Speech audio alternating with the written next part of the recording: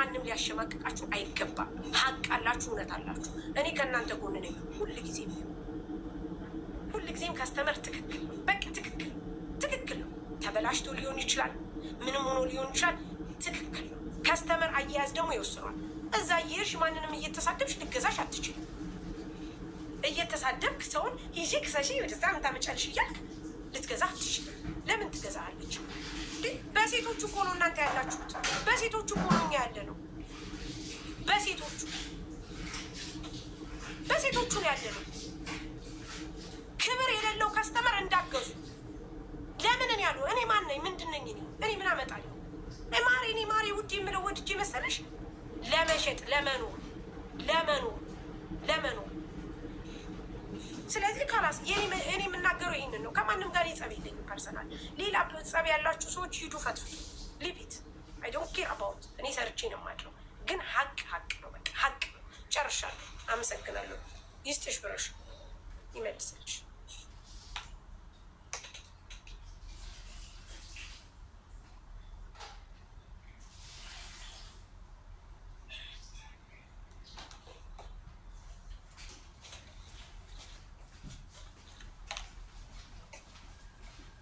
ማሪ እንጀራ ልካለሁ። ካላስመገዙ ጋይስ ጨርሻለሁ። አመሰግናለሁ። ይህ ሁሉ ፔጅ ምን ሊያደርግልን ነው? ይህን ካልሰራንበት፣ ይህን ካልመራንበት፣ ከእናንተ ጎን ካልቆመ 8,000 9,000 ፎሎ ምን ሊያደርግለት? ምን ሊሰበስብ?